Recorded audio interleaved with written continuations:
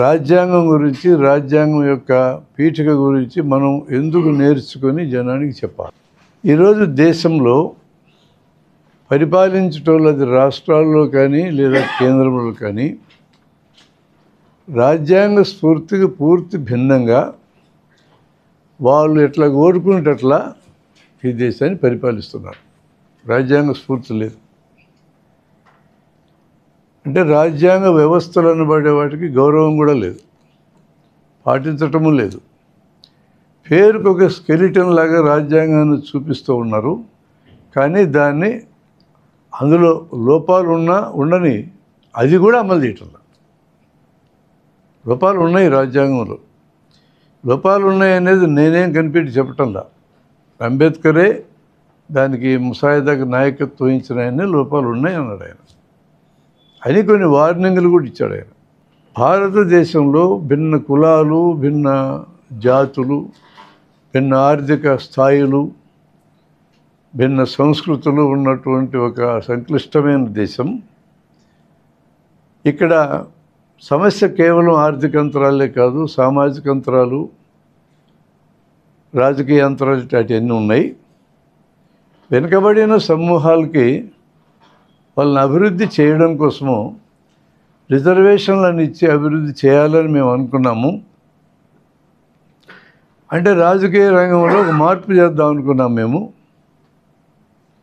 దాన్ని వినియోగించుకొని ఆర్థిక అంతరాలని, సామాజిక అంతరాలని మీరు పరిష్కరించుకోకపోతే ఈ రాజకీయంగా ఇచ్చిన అవకాశాలు కూడా మీకు మిగిలవు అన్నాడు ఆయన. ఈ రాజ్యాంగం జనాన్ని కలపడానికి మేము గొప్ప ప్రయత్నం చేశాం. ఈ ప్రయత్నం యొక్క ఫలితంగా నష్టపోతున్న సమూహాలన్నీ రాజ్యాంగం ఆధారంగా శాంతియుతంగానైనా బాగు కావడానికి కానీ ప్రయత్నం జరగకపోతే ఈ రాజ్యాంగాన్ని ఈ జనం బతకనీరు అన్నాడు ఆయన. ఆయన కోరిక అది కాదు, రాజ్యాంగాన్ని బతకనీయకుండా జనం పోవాలని ఆయన కోరిక కాదు. ఇది బతకాలంటే ఆ స్ఫూర్తి అమలు జరగాలన్నాడు. అది కూడా జరగకపోతే దీన్ని బతకనీరు అన్నాడు. ఇంకొక మాట కూడా చెప్పాడు. రాజ్యాంగ పరిషత్తులో 3 ఉపన్యాసాలు ప్రధానమైన ఆయన ఇచ్చాడు. మేము వీలైనంత వరకు మంచి రాజ్యాంగాన్ని తయారు చేయడానికి ప్రయత్నం చేశాము. అంబేద్కర్ మాట్లాడుతున్నాడు. సర్వకాలాలకు పనికొచ్చే రాజ్యాంగాన్ని ఎవరూ తయారు చేయలేరు. మేము ఈ కాలంలో మాకు కలిగిన అనుభవాల ఆధారంగా తయారు చేశాం.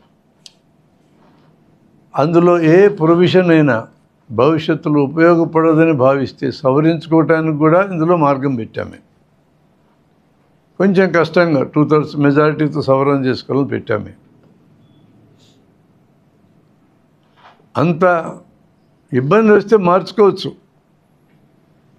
భవిష్యత్తులో 20 ఏళ్ళకో 30 ఏళ్ళకో దేశంలో వచ్చిన అవసరాన్ని మేము ముందే ఊహించి ఇప్పుడే దాన్ని పెట్టడం మాకు సాధ్యం కాదు. మీరు మార్చుకోవాలి. భవిష్యత్తులో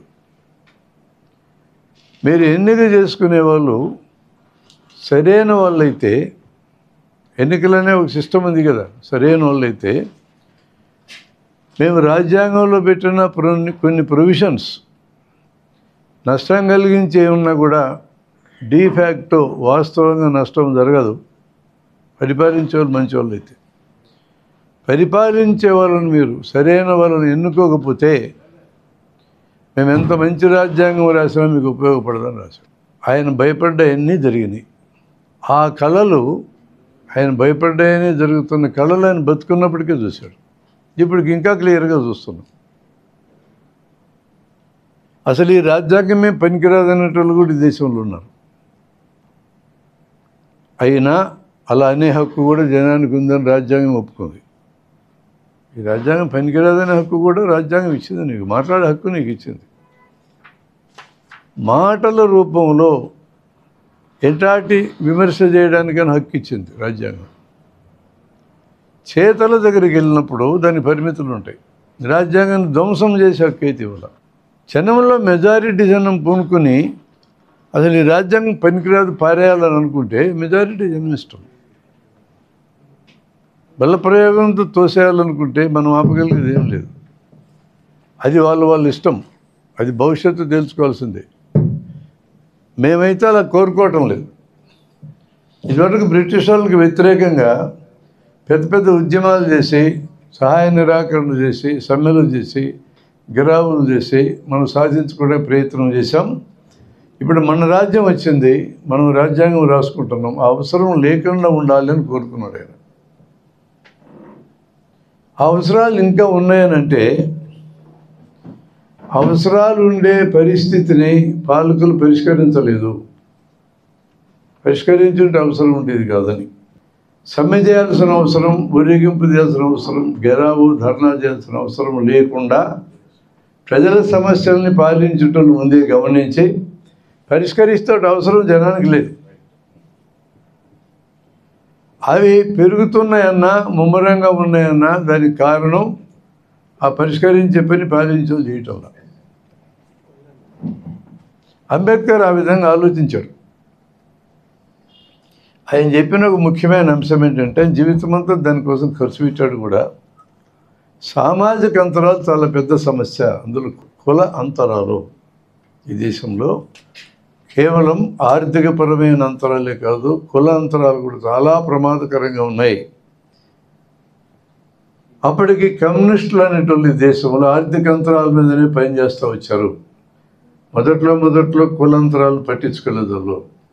అది పరిష్కారం అయితే ఇది ఆటోమేటిక్గా పోద్దు అనుకున్నారు వాళ్ళు. అటు ఆటోమేటిక్గా పోలే.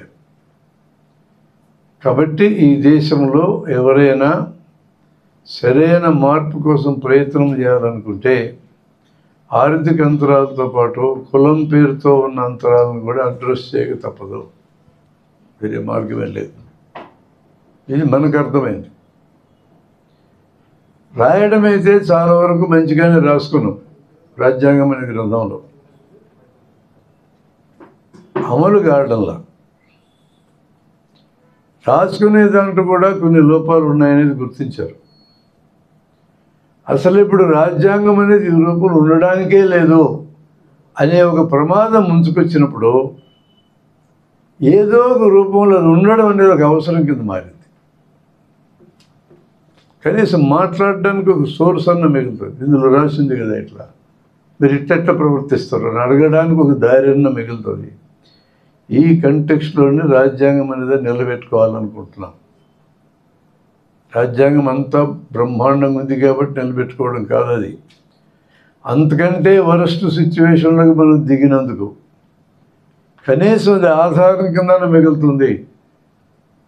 అది కూడా పోగొట్టుకొని రాజ్యాంగాన్ని మార్చిపారేసి మా ఇష్టం వచ్చినట్టు మేము చేసుకుంటాం అనేది కానీ గ్రంథం మీద ఎక్కిస్తే వాళ్ళు మాట్లాడడానికి సోర్స్ కూడా మిగలదు. అది ఎలా ఉంటుందంటే, అవినీతికి శిక్ష ఉందని ఒక రూల్ ఉంది. అవినీతికి శిక్షించక్కర్లేదు, రూల్ మార్చారనుకో నువ్వు మాట్లాడడానికి కూడా ఏం లేదు. అలాంటిది మనం కళ్ళారా చూసిన ఒకటి. లంచాన్ని తీసుకోవడం, లంచం ఇవ్వడం అనే దాని మీద చట్ట సవరణ జరిగింది. రెండొకటి కాదు అనే ఉద్దేశంతో తీసుకోవడం పెద్ద నేరం, ఇచ్చినవాడి కంటే అనేది ఉండేది ఇదివరకు. దాన్ని మార్చి కేంద్ర ప్రభుత్వం ఇవ్వడము తీసుకోవడం రెండు సమానమైన నేరాలను చట్టం చేసింది. ఇదివరకున్న చట్టం ప్రకారం లంచం ఇచ్చే పరిస్థితులకు నెట్టబడ్డాల్లో మనం ఎవరైనా ఫిర్యాదు చేయగలం. ఇటు లంచం అడుగుతున్నాడు, నా పని చేయటం లేదని. ఇప్పుడు ఫిర్యాదు కూడా చేయడానికి లేదు. కాగితం మీద కూడా లేకపోతే ఎంత నష్టం జరుగుతుందని దానికి ఉదాహరణ చెప్తున్నాను. ఇప్పుడు ఇంకెవడు ఫిర్యాదు చేయడు.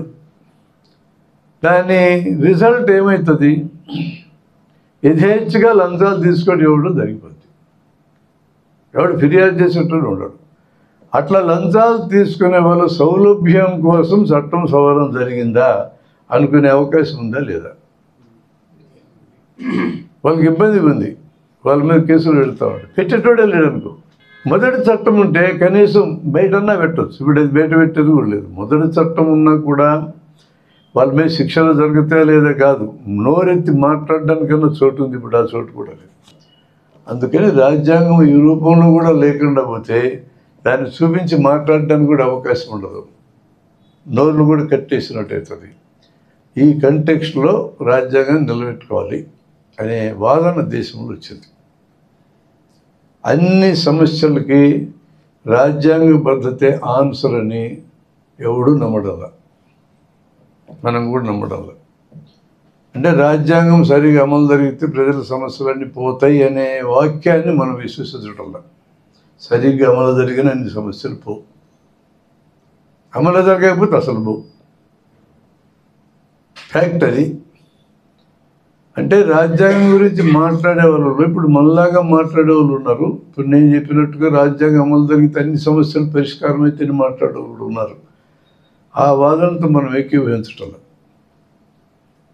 రాజ్యాంగం సవరించబడాలి ఎప్పటికైనా. ఇప్పుడున్న కొన్ని ప్రొవిజన్స్ కరెక్ట్ కాదు.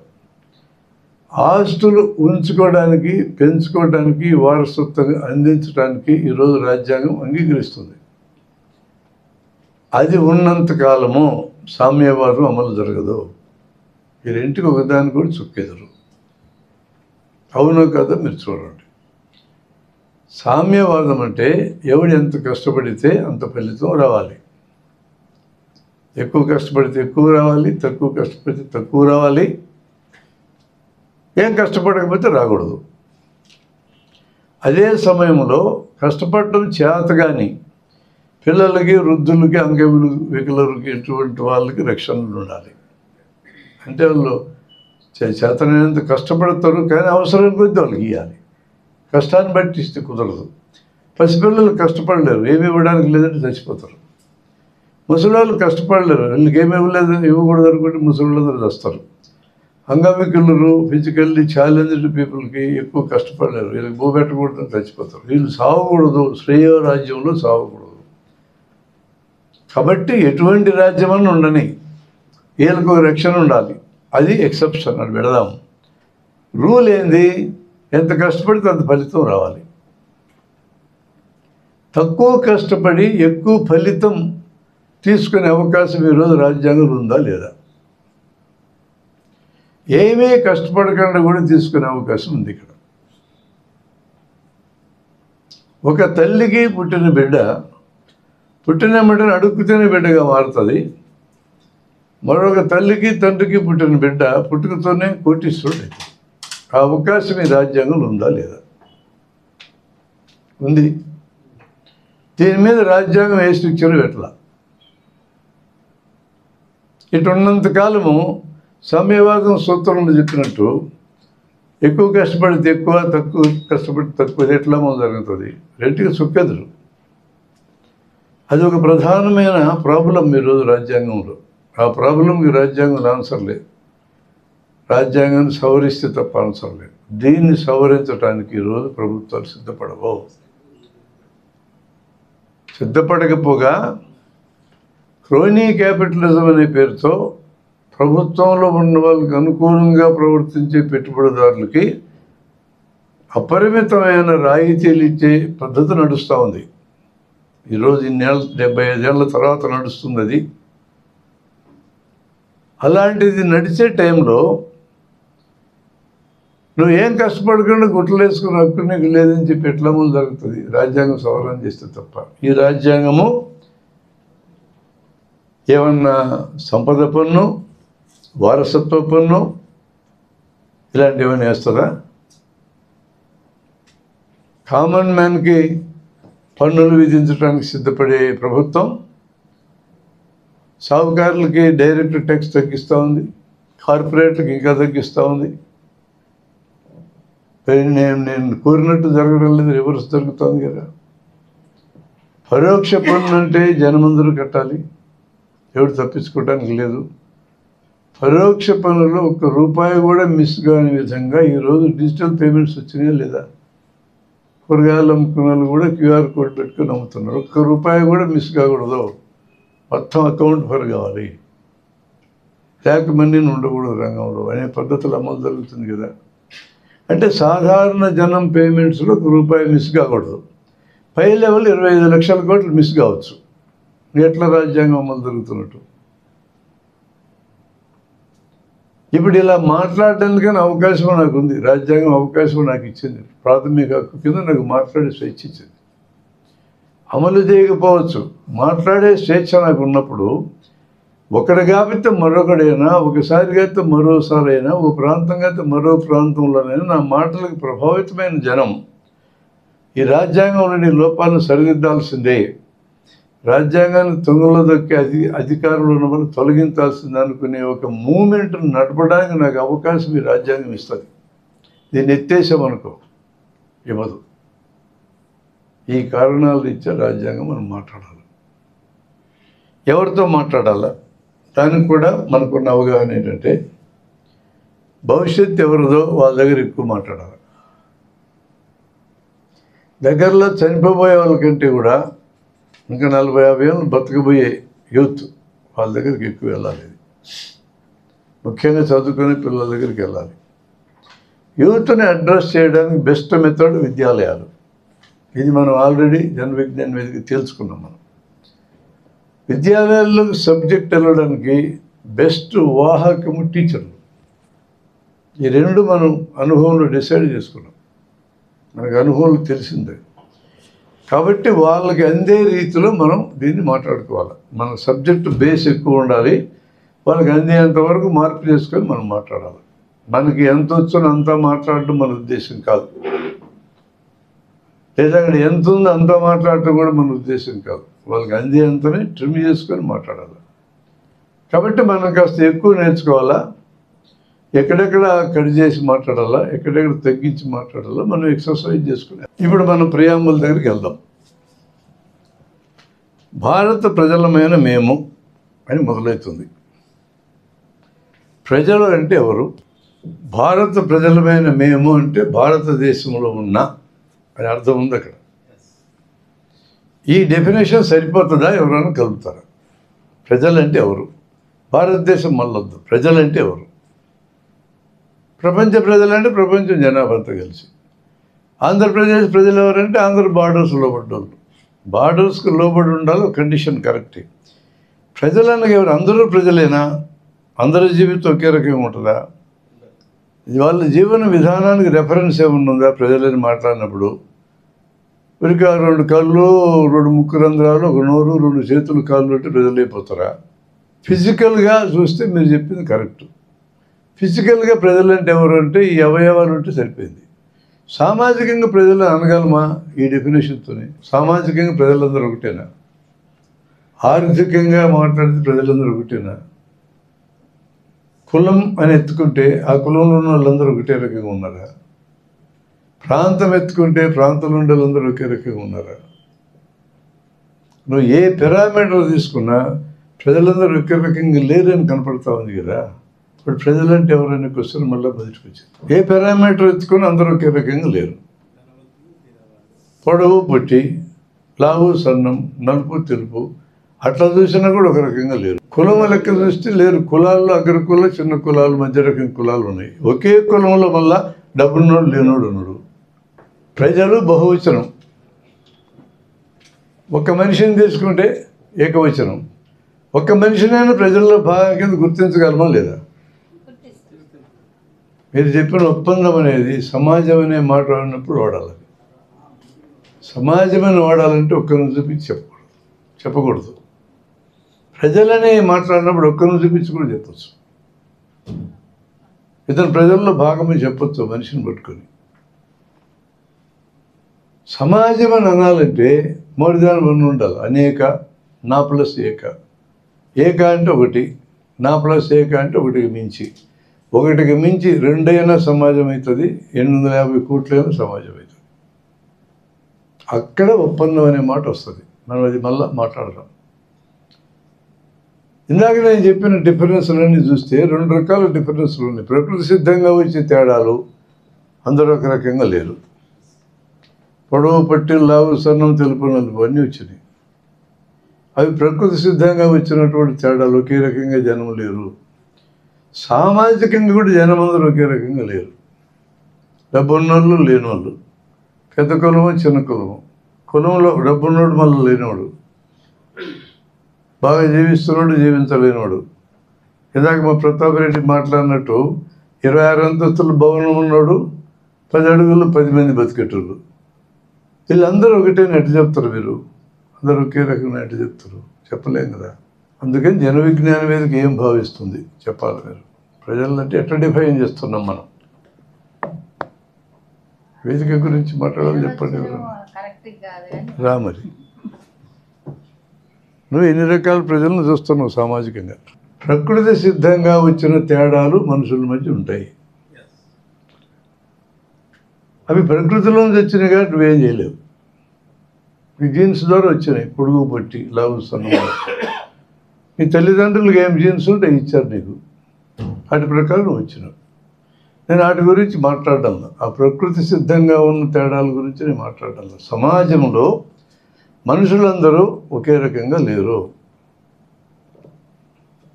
పరస్పర విరుద్ధ ప్రయోజనాలు ఉండే జనం వీడున్నారు, విరుద్ధమైన జీవనాలు ఉండేవారు కూడా ఉన్నారు.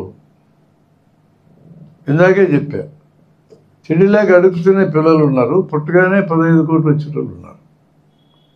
ఇద్దరిని ఒకే రకమైన ప్రజలు అనలేం మనం. ఎంత కష్టపడ్డా కష్టానికి ఫలితం రాని జనం ఉన్నారు, ఏం కష్టపడకుండా మింగే జనం ఉన్నారు. ఇద్దరిని ఒకే రకమైన ప్రజలు అంటానికి కుదరదు. ఇందాక చెప్పినట్టు ఒకే కులంలో డబ్బున్నోడు డబ్బులు లేనోడు ఒకే రకమైన జనం కాదు. వాళ్ళు సమాజంలో ఒకే రకంగా లేరు. వీళ్ళు అంటే అంతరాలు ఉన్నాయి ఇక్కడ. అంతరాలున్న సమూహాల్ని వీళ్ళందరూ ఒకటే అనడం కుదరదు. ఏ సమూహం యొక్క ప్రయోజనాలు దానికి ఉన్నాయి. భారత రాజ్యాంగం ఉద్దేశం ఏంటంటే ఇలాంటివి ఉన్నాయని తెలుసు వాళ్ళకి. మనిషి నిర్మించుకున్న అంతరాలు, ప్రకృతి సిద్ధంగా వచ్చినాడు గురించి వాళ్ళు మాట్లాడాల. మనిషి సృష్టించుకున్న అంతరాలు మనుషులే పోగొట్టుకొని ప్రజలందరూ ఒకే రకమైన ప్రయోజనం కోసం జీవించేటట్టు ఉండాలని వాళ్ళ ఉద్దేశం. అది జరగడం లేదు, 75 ఏళ్ళైనా జరగడం లేదు.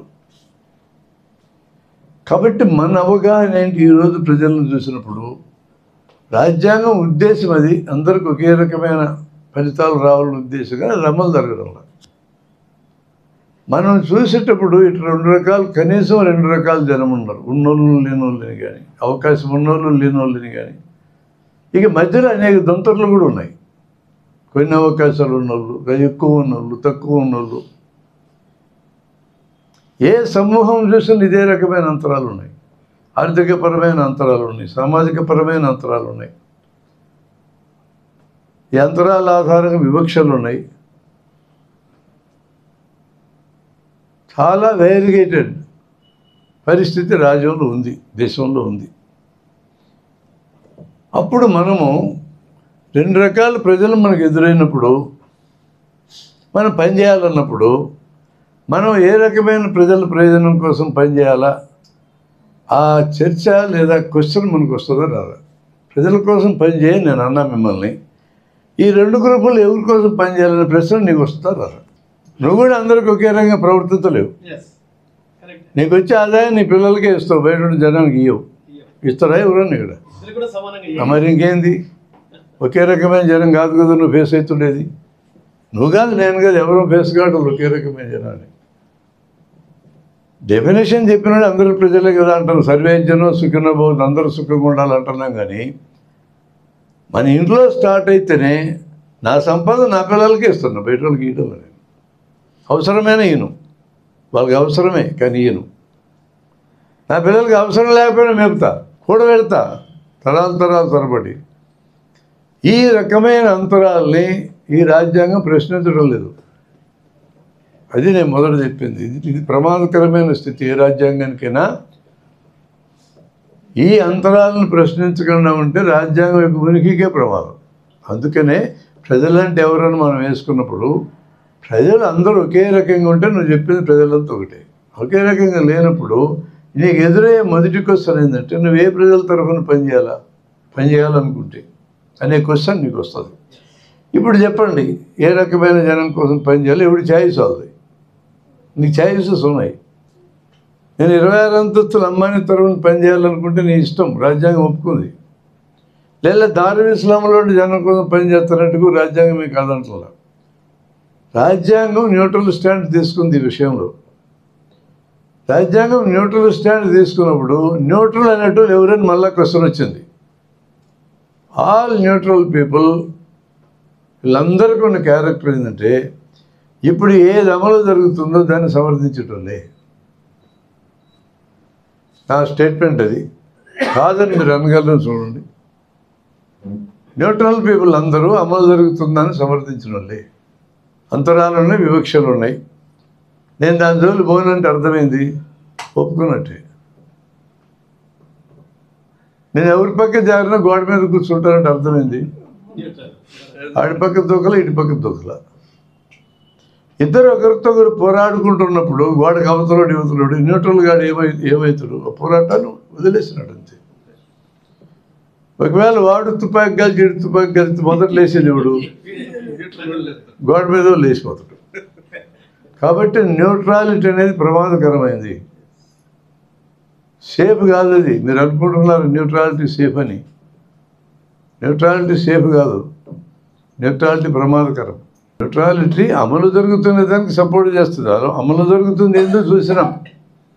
అవకాశం ఉండేటోడికి అవకాశం వస్తుంది, లేనివాడికి రాకుండా పోయింది. దాన్ని మనం ఎండార్స్ చేసినాం. న్యూట్రల్ పీపుల్ అందరూ ఎండార్స్ చేస్తారు, అంగీకరించారు. నేను న్యూట్రల్ అని అంటే ఇతను ఎవడి పక్క చేరినాడు అని అర్థం. కానీ ఆల్రెడీ ఒక పక్క చేరినాడు వాడు. ఎవడి పక్క చేరినాడు అంటే ఎవడికి పరిస్థితి అనుకూలంగా ఉందో ఆడి పక్క చేరేసినాడు. న్యూట్రల్ అనుకుంటున్నాడు వాడు, న్యూట్రల్ కాదు. న్యూట్రల్ పీపుల్ లేరేడా ఈ భూమి మీద. న్యూట్రల్ పీపుల్ కూడా ఒక గుంపులో కలిసిపోతారు, ఆ గుంపు ఈ గుంపు. ఎవడు బలంగా వ్యక్తీకరణ జరుగుతుందో ఆ గుంపులో జరిపినట్టే. నీకు తెలియకుండా జరిపాను, నువ్వు న్యూట్రల్ అనుకుంటున్నావు అంతే. అనుకునేది కాదు నమ్ముతున్నారు కొంతమంది, నమ్మేది కాదు నమ్మిస్తున్నారు కొంతమంది. అనుకోవడం, నమ్మించడం, ప్రయత్నం చేయడం జరుగుతుంది.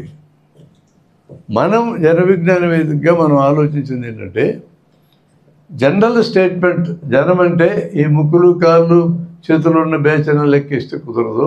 సమాజంలో జనమనే మనం మాట్లాడాలి. సమాజంలో జనం అన్న తర్వాత సమాజంలో అంతరాలున్న సమాజం ఇది. అంతరాలున్న సమాజంలో కొంతమందికి అవకాశాలు ఎక్కువ, కొంతమందికి తక్కువ వస్తున్న చోట, ఇది అమలు జరుగుతున్న చోట నువ్వు ఈ జనం పక్కన ఆ జనం పక్కన ఉండక తప్పని పరిస్థితి వస్తే నువ్వు ఏ జనం పక్కన ఉంటావు అనే క్వశ్చన్ మనకు ఎదురవుతుంది. ఎవరి జనం పక్కన ఉండను లేననేటోడు అట్లా ఉండనోడు కాదోడు. వాడికి తెలియకుండానే అమలు జరుగుతున్న దాని పక్క దేనివాడే. ఇప్పుడు అమలు జరుగుతుంది ఏందో కొన్ని ఉదాహరణలు మీకే తెలుసు. నువ్వు బ్యాంకులు అప్పు తెచ్చుకొని ఇల్లు కట్టుకుంటే అప్పంతా తీరుద్దాం అనుకుంటే నీకు పెనాల్టీ వేస్తారు. నువ్వు 1 కోటో 10 కోట్లు తెచ్చుకొని ఎక్కొడితే నీకు ఏ పెనాల్టీ వేయకపోగా అసలు కట్టు నాయన అని బతిమలాడతారు. అది కూడా సగం కట్టిన ఊరుకుంటారు, ఏం కట్టకపోరు. అది జరుగుతుందా లేదా? ప్రభుత్వం ఎవరి పక్కన ఉన్నట్టు? వాళ్ళ పక్క ఉంది, వీళ్ళ పక్క ఉందా? ఇక్కడ ఉన్నదాన్ని సమర్థించడం అర్థమైంది. మనం కూడా ఎగ్గొట్టోళ్ళ పక్క చేరినట్టే. ఇప్పుడు మనం క్వశ్చన్ వేసుకోవాల్సింది మళ్ళీ మొదటికి వస్తున్నాం, మనం ఎవరి పక్క ఉండాలి. న్యూట్రల్ కుదరదు. న్యూట్రల్ అంటే నువ్వు ఆడి పక్క ఉన్నట్టు. ఆడి పక్క ఉంటే కరెక్టా?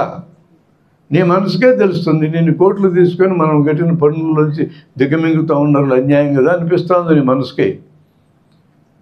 అరే సంపద అంతా సృష్టించేది మేము, మాకు సరిపడే జీతాలు లేవని అనిపిస్తూ ఉంది మనకి. మన పిల్లలు ఐటీలో చేరి ఐటీ కంపెనీకి తన జీతం కంటే 20 రెట్లు కాంట్రిబ్యూషన్ చేస్తూ ఉంటే మన పిల్లలకి నానా రోగాలు వస్తున్నాయని అనిపిస్తూనే ఉంది. ఈ సెనారియోలో మనం ఎవరి పక్క ఉండాలో ఖచ్చితంగా తెలుసుకోవాలి. నా ప్రతిపాదన అయితే అసలు మనం బతకడానికి ఎవడు మూలమో వాళ్ళ పక్కే ఉండాలి. మనం బతకడానికి ఏమేం కావాలా? ఒక లిస్టు. ఈ లిస్టులో ఉండే ఎవడు తయారు చేస్తున్నాడు వాడే మనోడు, మన వాడి పక్కే ఉండాలి. తిండి, బట్టలు, ఇల్లు, వస్తువులు, యూ నేమ్ ఎనీథింగ్ నీకు ఉపయోగపడే వాటిని అవి ఎవరి ద్వారా తయారవుతూనే వాళ్ళ పక్కే ఉండాలి. నేను అంతకంటే సింపుల్గా చెప్పాను. నేను సమాజం మనుగడ ఏంటి, నా మనుగడ కూడా దాంట్లో భాగమే. నేను నువ్వు అందరూ మనం బతకడానికి కావలసిన వస్తువులన్నీ ఎవడు తయారు చేస్తున్నాడో వాడి పక్కే ఉండాలని నా ప్రతిపాదన.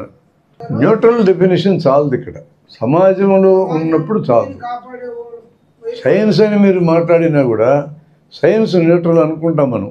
సైన్స్ న్యూట్రల్ కాదు. సమాజంలో సైన్స్ ఎప్పుడు న్యూట్రల్ కాదు.